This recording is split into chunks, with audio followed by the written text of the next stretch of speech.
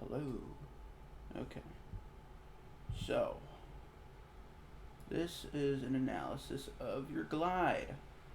And I'm going to tell you what's wrong with it. So, we're going to get started out of the back of the ring, which is where you'd figuratively be if you were in a shot put circle. You know, the toe board is... Do I have my cursor on OBS? Yeah, I do. The toe board would be back here. The sector would be all the way back there. So, what I want to talk about is your, right foot placement, the angle of the foot. It needs to be straight. That's hard for someone that's starting out to do, but when you do it a lot, it becomes really easy. I'll show physical examples of me doing these things. Just to give an example, and I haven't glided in years, but I glided all of my freshman season, like 2 months, and like it stuck with me for life. Like I can do it just like that. It's easy. So first things first.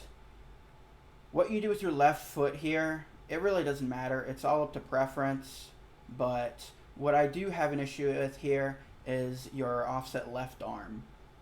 You can have a much easier time balancing yourself over a straight right foot like I wanted you to have if your arm is, if you're sort of bent over more and hanging your left arm over, like down. It's far easier to balance, and I'll show you examples of me doing it and of really good examples of like probably Lucas Warning, Ulf Timmerman, David Storrell doing it, because those are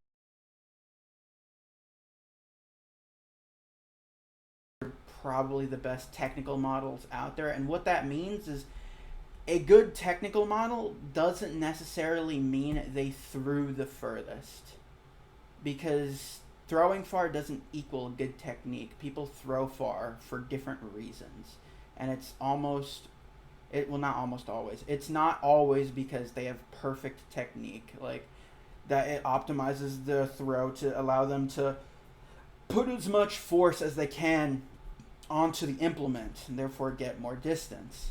But yeah, there's that.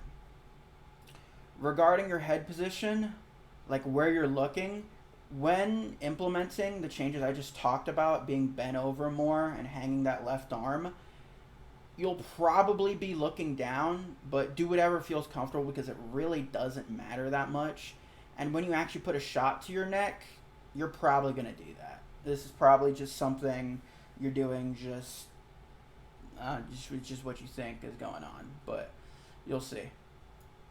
Anyway, so now let's get into this phase of the throw, where the wind up. You bring the left leg up, and you actually do one thing right, kind of instinctually, which is lowering your hips as you kick back, which is ideally what you want to have happen.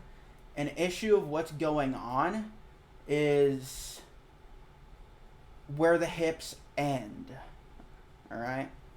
So I'll get into that when we get to that part of the throw, but more on the wind up. When you do wind up and bring that left leg in, I want you to come up onto your right toe, because that lengthens the period of push off your right foot when you kick out of the back. And I'll show you physical examples here. Alright, so kick back, right? I have an issue with, well, it's an objective issue, it's just wrong. The way you kick back. The way you're kicking back, the way it needs to be is it needs to be as linear and grounded as possible. It needs to be snappy and linear. And what that means is, so imagine a line straight down the circle, all right? You want to go down it as tightly as you can. So what that means is that when you kick back with that left foot, I want it to be going at a downwards angle. And I'll show you examples of like Ulf Timmerman. He does it very well. And you'll see with that downward, and so he's like kicking downward but still back. It's linear. And why it's linear is because it's preventing you from jumping, which is what happens here. You lowered your hips in the windup pretty much for nothing because you jump off of your right foot, and your hips rise, which is not what you want in the kickback phase. What you want is you want your hips to rise when you come up on your right toe, like the ball, not your toe, like the ball of your right foot. Scratch what I said about toes earlier on. Like what I meant to say is the ball of your right foot. That's where you want to be. But it's going to rise, and then on the kickback, your hips, from that point of the rise to when you get to the stand throw, it's going to be, if you drew a line from where your hips were at the wind-up to the stand throw position, it will be a downward slope. Not as downward, but it will be a down, you want it to be a downward slope. That is the most optimal way to maximize the force you can put onto the implement with your body strength, because that is going to give you more speed and momentum into your stand throw, which adds to your overall throw. Because what the glide is it's a stand throw with momentum added to it. And if you can optimize the momentum part as much as possible, you can add more and more feet to your stand throw. All right? So, let's get into this more. Your left is pretty inactive, which is inoptimal, to say the least. There's a couple things you can do, and it's a toss-up because different coaches teach different things. But there are two ways you can go about this, and both work. It's not a black or white issue. What you can do is, I'll probably show an example of David Storrell. When he glides, he tucks his arm back to get even more momentum back, but he brings his left arm back to where it was when he hits the stand throw, so he can apply more force when he turns around to face the sector. And another way of doing it is not doing that sort of jolt back with the left elbow and just keep the left arm back, which is more of what Michael Carter does, which is called static. What David Storrell does is dynamic. What Carter does is static. In an ideal theory virtual world, static will always be worse than dynamic starts or dynamic throws, dynamic or static throws, because there's additional moment to the scenario. Anyway, so I want to talk about after your right foot leaves. So you're jumping, right?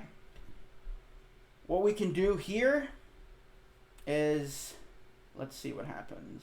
All right, so you land, and this is how you land, all right? So how you want to land in a stand throw is extremely important, because in the rotational, you're turning, so you're going to turn your hips into the throw no matter what. The glide is far more linear, and it's far easier to not have any torque or snap in your throw. And what that means is having your hip line, which is, let's see here. So, did that pop up on OBS? No, it didn't. That's cool. Oh, wait, did it? Let's see. No, it didn't. All right, sick. But, yeah. So, imagine a line through your hips, like your waist, right? And it's pointed towards you, all right? That is the plane that your hips are on.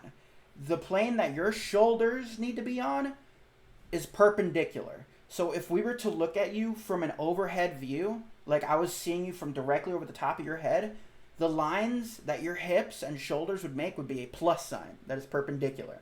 And why that is because your hips get turned to the sector before your shoulders. So that creates a sort of trebuchet effect and allows for even more force to get put on the ball and therefore more distance. So we're going to get into the details of that right now. So, what would happen if you landed like this would be you wouldn't be able to use any of the force of your right foot because you land flat-footed. And I want you to be over that right foot. I want you to have most of your weight over that right. You'll see it like in that discus throw. It's the same. Where I posted it to Instagram, the stand throw, I'll probably show it here. And I'll show a shot put example too. You'll see them, it's like almost like they're super far leaned over their right knee. You want your head to be a little bit over your right knee, ideally. And you want to be on the ball of your right foot. And what your left foot needs to be is it needs to be to the left of your right foot. And how much to the left?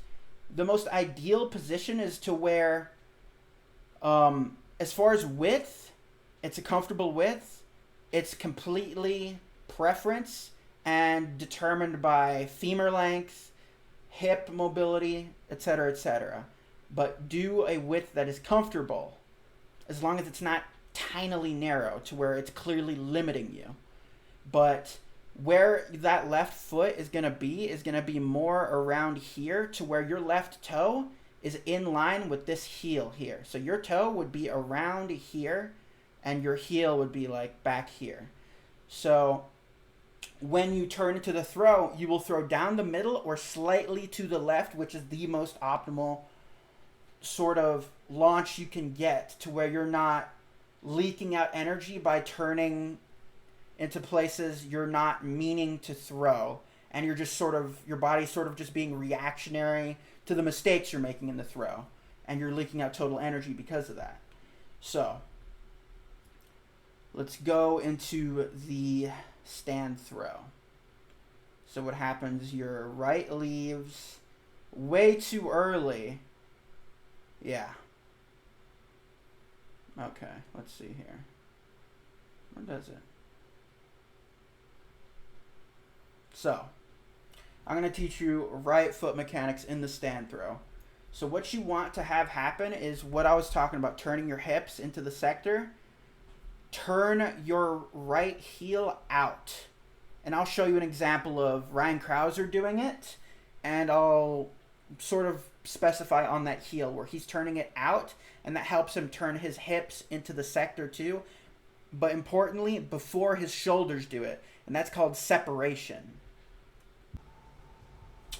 Alright, Greg, so here I'm going to be showing you the best example out there of turning your hips to the sector and turning your right heel out to get those hips going before your shoulder does.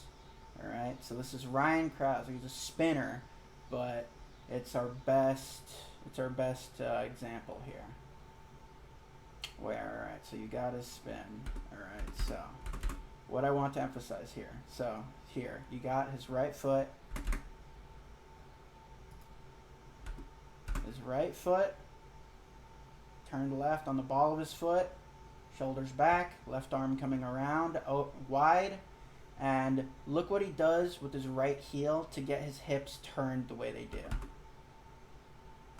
Look at how far out it goes.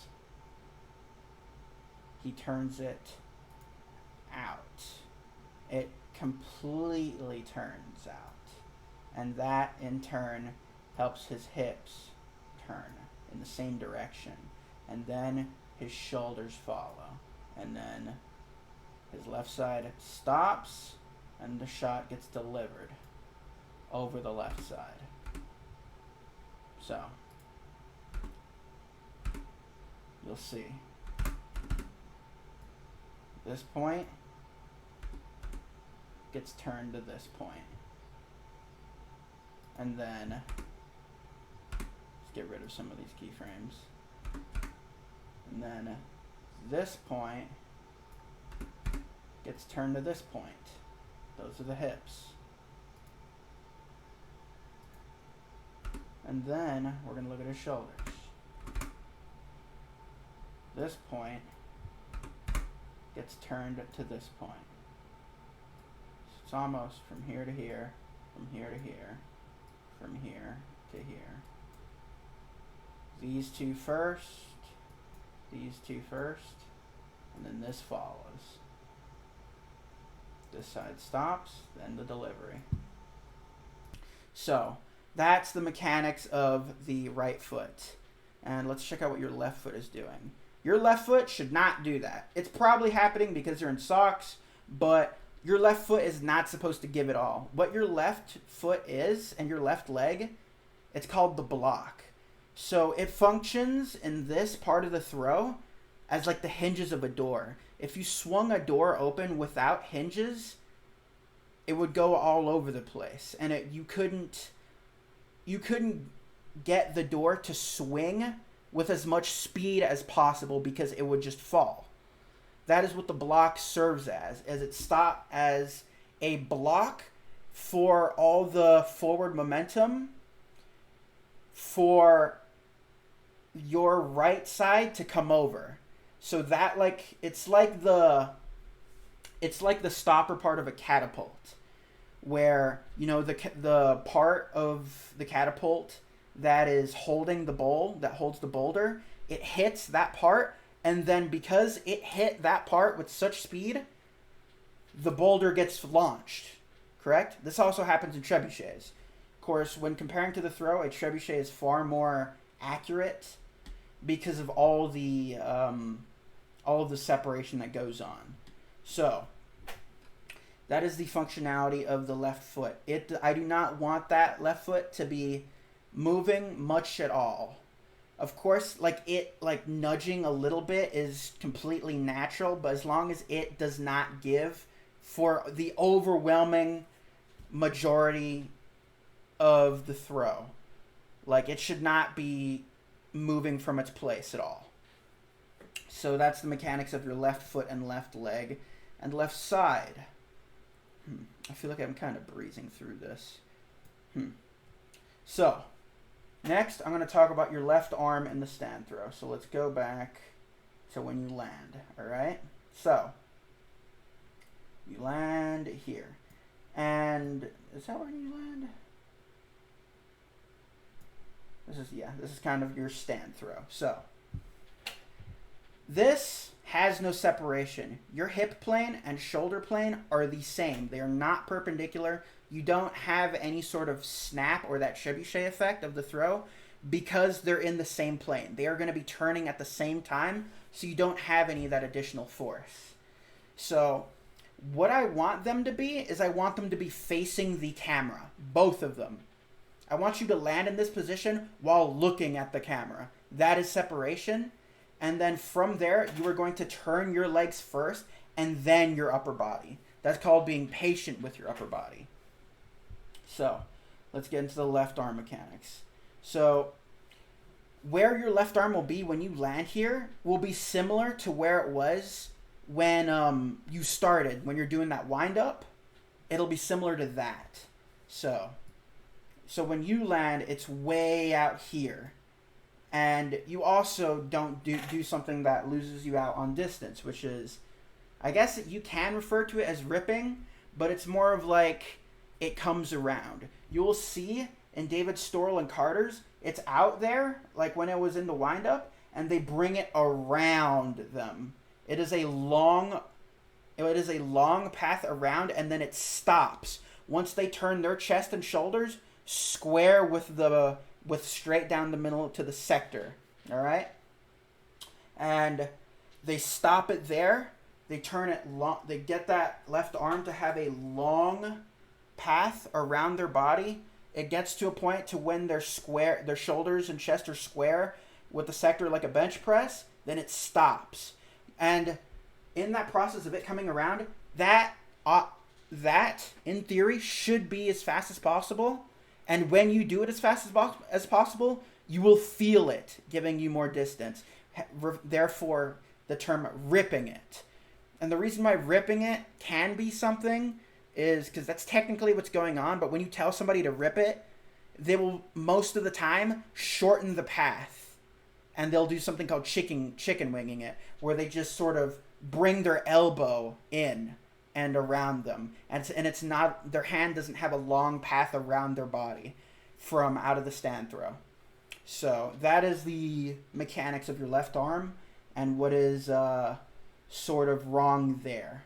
It's not doing anything, and you need to land in the stand throw to where it's like Michael Carter's or Lucas Warning's or David Storrell's, and it needs to come around, then stop. All right?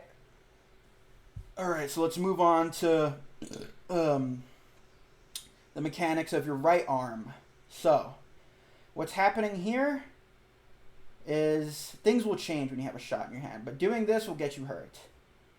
Not immediately, but when you do it for a long time, you will start to feel elbow tendonitis. What you want is you want your thumb to be down. And you want to be holding that shot to the side of your neck with your thumb down. And when you're pressing that shot, so you'll see it when I show videos of Michael Carter and Lucas and David. When they're here, they got that heel over here. They got that arm out here and dead stopped. And the difference here is that this part of the arm, whatever that is called atomically, we'll just call it your bicep and tricep part of the arm. It'll be up here, and their elbow will be out. Out as much as possible, but still like along the same line as their shoulders. Like it won't be above their shoulders. It won't be like really below. Maybe slightly below, depending on the anatomical differences between the throwers. But it will be along the lines of slightly below or in line with the shoulders. But most importantly, the elbow will be out when they're pressing the shot out from their chest, because it's like a bench press. It's like an incline bench press. So their elbow will be out and their thumb will be down, and that will allow them to press the ball with the most force. And why that is because they can fully extend the elbow and turn it out like a lever, and then on top of that, with that thumb down position, you see how your hand is like, it's like you're sort of giving the air a high five. When their thumb is down, they can turn their wrist out, and that is even more force that they can apply to the shot because of that last bit. It's called the flicking the shot. And it'll probably feel very awkward when you first get a shot on your hands, because it'll probably hurt because your fingers are not used to that at all. Your tendons don't have any, or they're not like used to the strain of that. But you get very used to it. So what I want out of your right arm is for it to be in line with your shoulders. The elbow needs to be out throughout the entire press of the shot. The thumb needs to be down whenever you're holding the shot to your neck and throwing it out and you're pressing it out. So I think a change that could immediately make that much easier is when you put like the imaginary ball to your neck, have the thumb be down. All right? So that covers that. So now we're going to talk about what goes on here. You don't have a block side, but yeah. Your left leg moved a bunch, socks, all that. But your left side shouldn't move. The left arm will stay in the same place at a certain point. And I'm going to teach you something called reversing, which is something you didn't do for probably because you didn't know it was happening. But you'll see it in the throws that I show you and when I do it myself. So, what reversing is in the most correct way, how a reverse should be is your feet stay grounded the entire time of the throw. Even if you're like up on your toes, your feet should be on the ground. The last frame, the shot is in your hand. And then the last frame the shot leaves your hand, the sort of all the forward momentum you gain from the windup and the kickback of the throw is it comes forward. You sort of this is what the reverse is you pushing forward off of your right leg from the stand throw and into the toe board. And I'll show you examples of throwers doing this. And me doing it are like kind of, because I don't really have a toe board to press into. But I'll still do it. But it's called the reverse, where the right foot, some people say the right foot needs to replace where your left foot was, but I think that's incorrect as to where if you have a fucking absolutely disgusting angle of your heel to toe ratio, your direction of force might be just down the straight left sector line, which is not optimal at all. You'll be turning out of optimal position. Your block will more than likely be out of whack. It can still be good like that, but it's basically accidental if it is. So what'll happen is you push off of your right foot and it goes onto the center of the toe board, like you're going straight forward. All right? And then from there, it's pretty much just personal balance. Because the one thing about the glide is glide throws are a lot harder to save than rotational throws. Because in the glide, everything is linear. So when you push off of that right foot and into the toe board, it's like your body wants to keep going because of all that linear momentum. And if you go over the toe board, that's a scratch and the throw won't count. That's how it is across all meets. If you step outside the circle after the throw, that will count as a scratch and you will not get the result. What the rules of the throw will be is once you recover and you're clearly not in the throw motion anymore and you're just standing in the circle, you will exit the back half of the circle. Even if they don't say it. This is how every big meet is ran, and this is how every collegiate meet is ran. Of course, the only times you will ever see it not be like this, you still do it like this because make a habit out of it. Because you will make it to state because it's not hard to in New York. So, exit the back half of the circle after you've recovered from the throw. There will likely be lines showing what the back half is, but, it's not hard to picture where the lines would be if there aren't. But, yeah, that's a whole shtick. That's a whole shtick that I got, because at some local small meets, they just won't even bother to say it, but make a habit out of it. So that covers reversing. I want to cover something that I think I completely forgot to mention, which is the mechanics of the kickoff. So, the reason why I think so many things go wrong here is because you don't know exactly what it is. And what the kickback phase is you are gaining linear momentum from that left foot kicking back. But another part of where that's a big part of it, but another part is at the same time that you're kicking back, you are also pushing off of your right heel at the same time. And you'll see this exceptionally in Michael Carter. He does it perfectly. It will be like an extension. So, I will show drills that I've seen, and I'll probably just I'll just show me doing the drills. Yeah, so you will kick back. Alright, so now what I'm going to be talking about is sort of a chain of events that happen after your wind-up. So, you come up onto your right toe, and what's going to be happening after that is your hips come up, then you sink them back down, and you come onto your right heel, and that's going to sort of initiate. Well, as you come down onto your right heel, and your left foot is going to go out. Remember, downward. It wants to be in a downward slope. So, you're going to come down, your hips are going to go down, and your left is going to go out. And that will be the two forces, the two linear forces I was talking about, where it's your left foot going that way, and you pressing off of your right heel.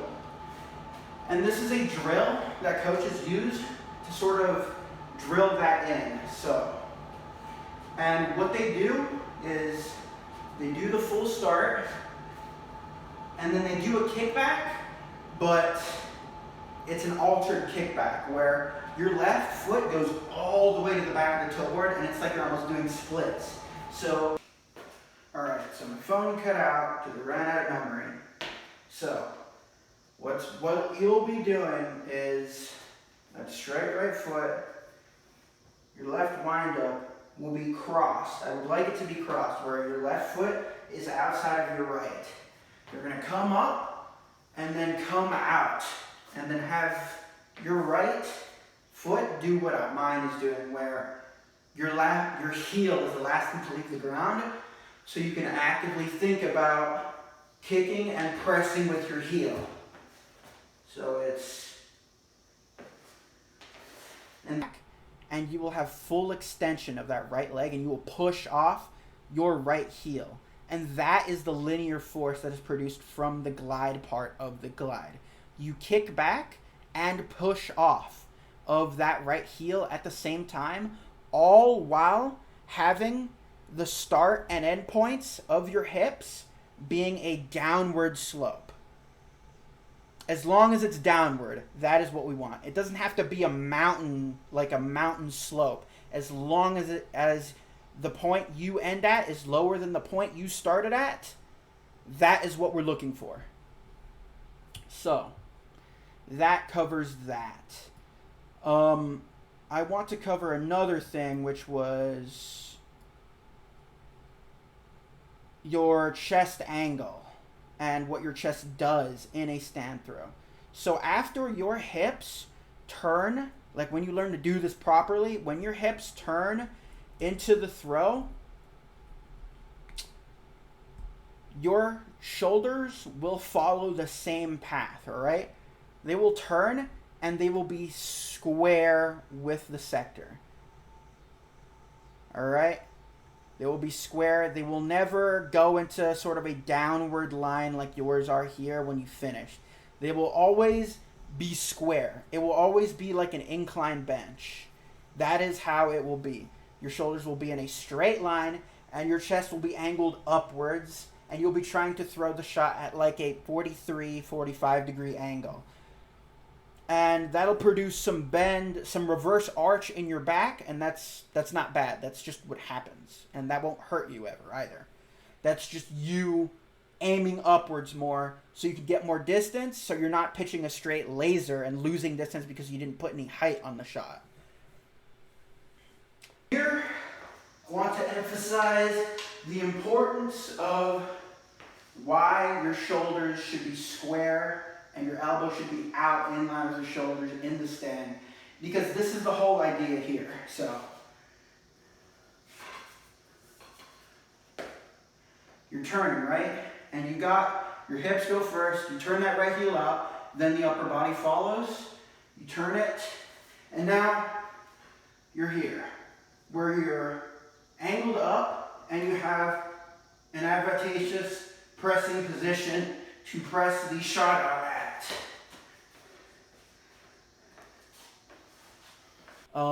So, yeah, that's that.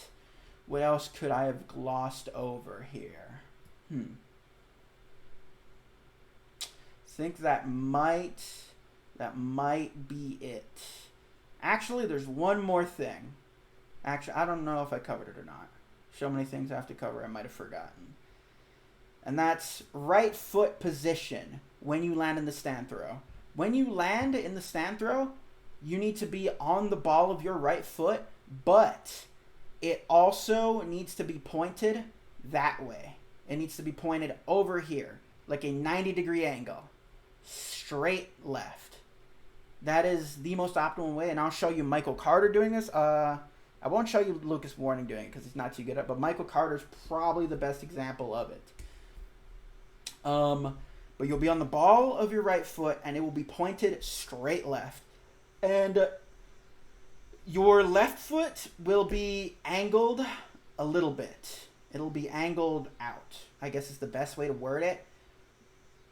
And I think you'll know what I mean by that when you do it, because it'll just be what feels natural when you do this motion. But we'll get there when you start applying these things. So also, you know what, I think a fair thing to address here will be your hand sort of here. I want it to stay on your neck till you completely turn.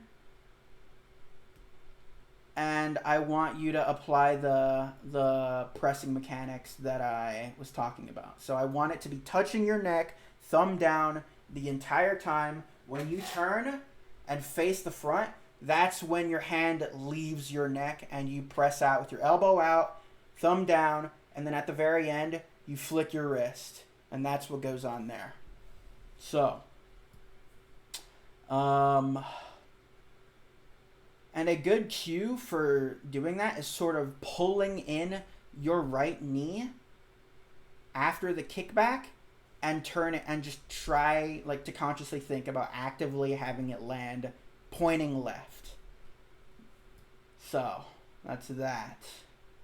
All right, so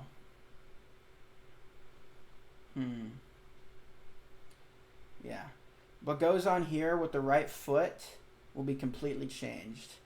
What'll happen is essentially will be the reverse, where your right heel turns out and then it'll come straight forward and hit the toe board, and that'll be the reverse. And then your left leg will do whatever pretty much to help you stay in the ring after the throw happens.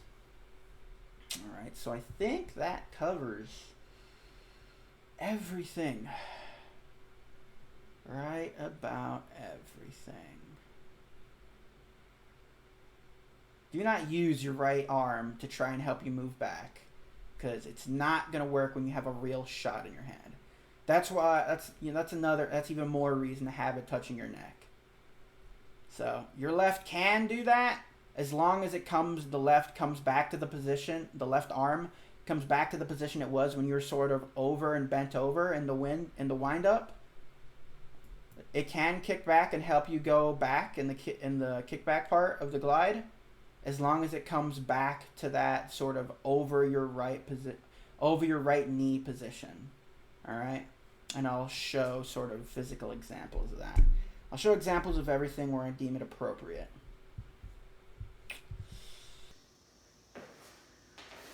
And then once you have that idea going through your head and you're very comfortable with it, you'll start implementing where you go out and then bring that right in and have it pointed straight left. Where you go out, come up, straight left, have your shoulders back, your left arm back. All right, so what'll happen in the stand throw is I want your hips to be pointed this way. Well, your hips will be pointing there. They'll be pointing left. But the plane they're in, you can draw a line straight through, going this way. And your shoulders, you can draw them going this way.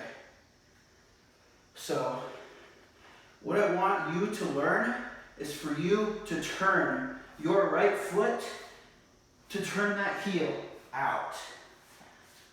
That is what happens in a reverse. You turn your heel out and you turn that right knee in before your shoulders do. And with that, your hand as well. That long, it stops. All right? So what you have is something like, and then the full thing would be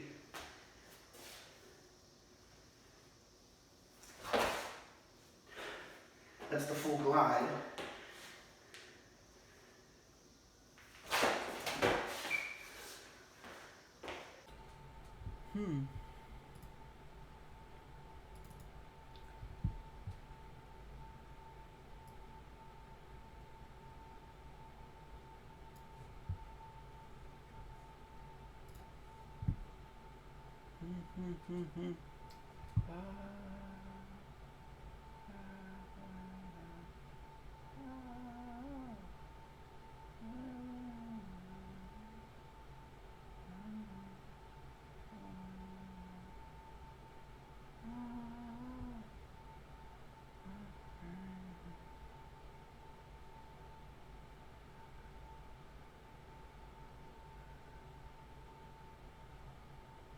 At like 237.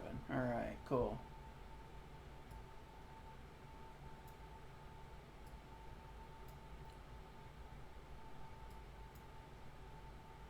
All right, so I'm going to show you an example of what exactly I mean by what I want when it is for your hips. They rise in that wind-up position, and then they sink as that heel goes down, like unwinding, and you kick back, and then you fully kick back and press off of your right heel, and you're in the air. This is what I mean. All right. How can I?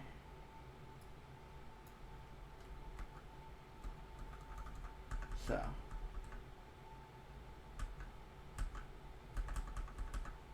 These don't work. What does this do? This does nothing. Alright, so he comes up, alright? And this is another thing that I want to cover. Look at where his left foot is, alright? That is sort of where your left foot comes up to wind, alright? Comes up on that toe, and let's make a little notation here. This is where his hip is, alright? So, I wish that would stay. So, his hip sort of in line with this here. You see my cursor? Yeah, you can. Alright, so look at his hip crease right here. Alright, I want you to look at that. Alright, so look at where it ends up. Alright, so he comes down, his left starts to kick out, and then right here, look, presses off of that heel. Look at how his left, not his left, his right foot leaves. Alright, and then he pulls it in. He pulls it right under him. And then lands, not optimally like Michael Carter does, but he lands at an angle, like close to straight. Like this is where it should be pointing right here. And that's where it's pointing, which is like sort of out here. So, that's that. So let's go back here. Alright, so I wish I could make this stay. What is this? Lock the working zone boundaries. Set the last frame.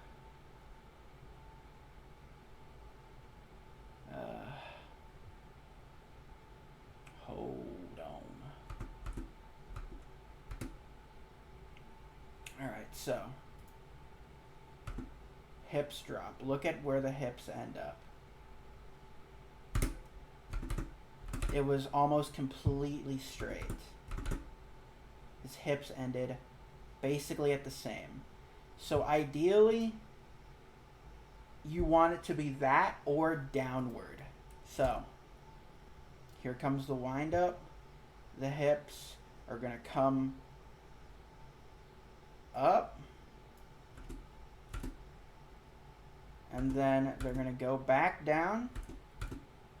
And then they just go straight across. Maybe even a little bit downward. I'm talking about this throw. But in theory, you want it to be slightly downward, where the hips end up. So, the path, like say, like the path, we're looking at you from a completely side angle. The path your hips would take is it'd be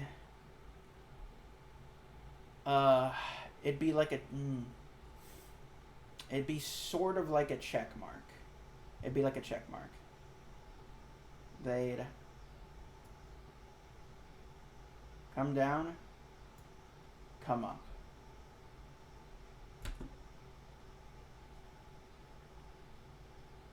And that should be the path of the shot that's in his fucking chin.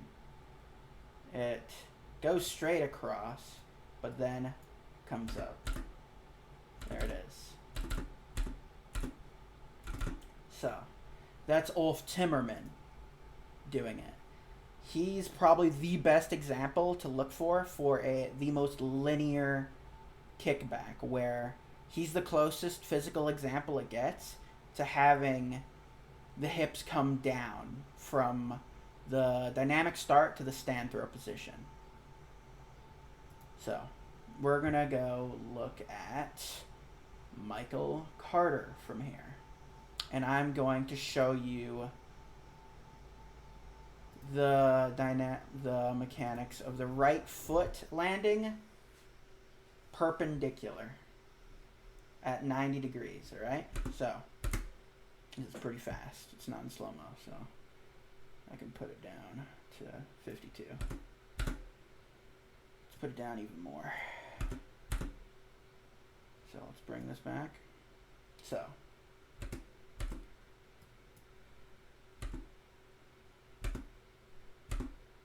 what is this? Anyway. So, he winds up, and what we're going to be focusing on here is, look at, he's got that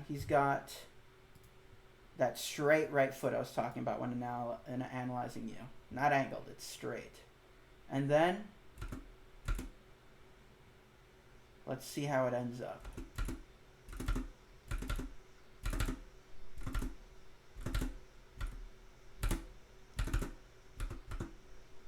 Look at that. It's pointed straight out. Straight 90 degree. So, another thing I want to cover is where your left leg is when you wind up. Look at his, alright? So he brings it in sort of the same place until now with Ulf Timmerman. He crosses them. Because what the direction of your kickback, it should be, so let's say you do Ulf Timmerman's. Your foot is more, okay, did that by accident. Is more, why is it doing this?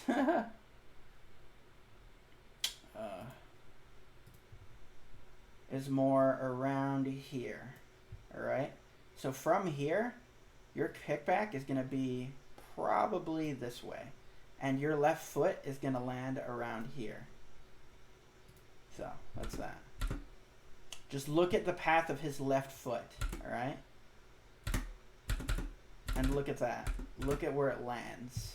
See, he's got that he's got that left toe where his right heel is loaded over his right knee. Look at that. And here's another thing I want to cover, which is the path of the left arm in the stand throw. Alright? So.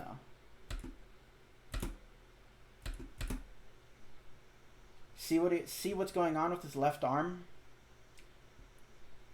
How it's back? That's how he's going to land in the stand throw, and that's going to allow for more application of force when he turns. And he lands, and in this throw, he's a little open, but that shouldn't happen. So, but look at his left arm. Look at how it goes. We're gonna do this in full speed, actually.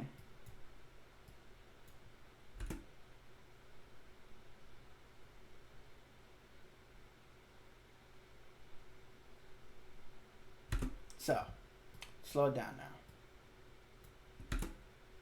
So what's happening is he gets to that stand throw position where that left foot touched the ground, the right foot's pointed here, not there. Is there an eraser tool? Circle, doesn't matter. But that's not where his foot is pointing. His foot is pointing there. Anyway, so right foot lands, left foot lands, and the left arm. The left shoulders, not the left shoulders, the shoulders are square to the camera. They're facing the camera. And he's going to put that left hand out. It's going to come around. And it's going to be a long path, and it's going to come back to right about here. See that? And then it stops. That's called the block side. And look at his whole left side. It's the block side. It all goes over that. And this is actually a non-reverse, and I'll show you the difference soon. That is a non-reverse where his feet don't switch, and he goes forward. And this is a non-reverse. But you can see in non-reverses, like, it practices that block side. So his left arm goes around and stops, and then that shot gets put forward and over that left side. And you can also see here, let's see.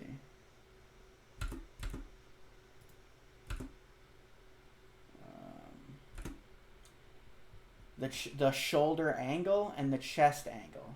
How he's big and square with the middle of the sector. Look at that. It's straight and square, like an incline bench press. And only turns after the shot has lifted his hand. That's why you see his left arm move back after, because that's reactionary after the shot has left his hand. Alright, so let's go to another thrower. And this will be Luke Warning.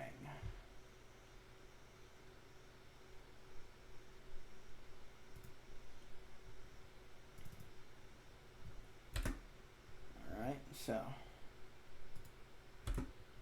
you'll see, alright? You'll see him come up onto his toe, and you'll see the kickback and press out from the heel, and you'll see how quick he just pulls that right knee in and tries to point towards this as well as he can. This is something he works on actively, alright? But, yeah. Point of this is, you see, he lands, and the left arm is back. Shoulders square with the back of the circle. And you see he pulls that left hand around. Let me get that pencil down. Pulls it around. Alright? So he lands, arm is back, and he pulls it, and his shoulders square with the back of the ring. He's going to pull it around, and it's going to stop around here. Ideally, his hand would be out more, so he can have more of a stretch across the fibers of his pectorals, but that works too. You know, that's in a theory simulation, you would get more force production out of having your hand out more, but it can be preference to a degree. But one thing I can really pound into your head here is look at how grounded he is. Actually not. This is a... Yeah, you can see him come up off of his right foot like you do. And the shot is still in his hand. But this is a reverse. So you see with Michael Carter, when he threw, his feet stayed the same. And he just sort of like turned, and looky here. The right foot is going to go forward into the toe board. And he's going to reverse. So, another thing I'll show here is his hand position. Let's see if I can get that. Look, thumb is down. You can visibly see it's down here. Alright, so let's get rid of some of these. You can visibly see it's down. And when he presses it out, still down. Elbow out. You can see it's out and in line with his shoulders. Let's put this down more. Look at that. Still completely in line with the shoulders. Elbow out, thumb down here. And you can see he's about to flick. Boom. He flicks, and that's the last tiny bit of application of force onto the shot. I'm going to show you another view. Alright, so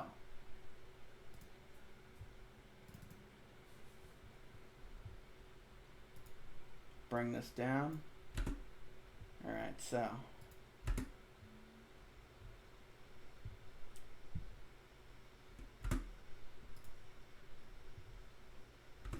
he comes up onto that, sinks down onto that heel, sinks his hips down at the same time. I'll play that back for you. Look. Alright, let me put it back more. Alright. So, hips. They come up, go back down, sinks them down, sinks onto that right heel, kicks back at the same time, pushes off of that right heel. Look at how it leaves the ground. Look at how his right foot leaves the ground, angled upward. That's how you know he pressed off of that right heel while kicking backward. All right? So, and he'll land. Shoulders mostly square to the back of the ring, and his left arm back as can be. And his left foot slightly angled. Not left foot, right foot slightly angled. All right, so he brings that left hand around, stops it, and that's his block side right there, right here. That is his block side, and that has the shot come over it. Thumb down, elbow out the entire time, and you can really see the flick on this throw. Let me get rid of all of these keyframes so you can have a better idea.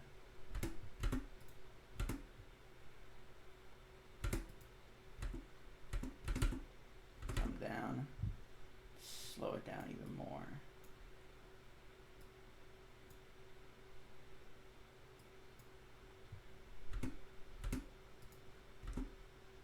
You can see, yeah, you can see his fingers, they go the other direction, that flick. Alright, so that's that. And then we can take another look at his reverse from this angle. So, even he lands flat-footed. The best gets the best of us. But you will see him come up onto the ball of his foot, and you'll see him try to turn that knee so he can turn his hips towards the front of the circle. See, there they are. Now they're with the front of the circle, and so are his knees. And he's facing that, and he's in that square position, that incline bench position, with that block arm, elbow out, thumb down. He's in that strong bench press position, and he's pressing the shot out and then flicking it on that final motion like the levers of a trebuchet. All right, so let's go over it some more. So, cannot stress enough he lands, he's grounded both, and he's going to turn this right knee. You'll see it turn, and with it, the hips turn before the shoulders do. The hips face the front of the ring before the shoulders do. They're here, and the shoulders are still slightly back. And now the shoulders are with it. And that's that slight snap he has. And what everybody works towards is to be mobile and technically proficient enough to have as much snap as possible.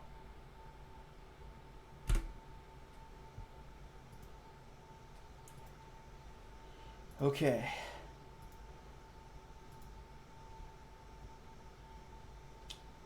Let's look at our next little example here from the direct side.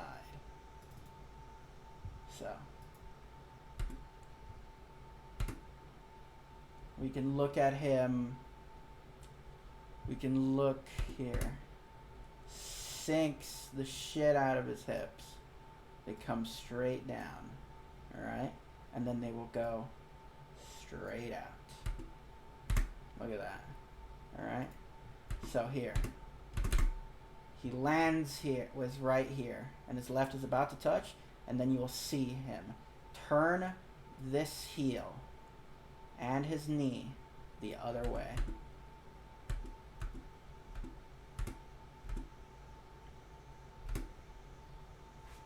And with it, his hips as well. And that lower body portion always happens before the shoulder part. That's called snap.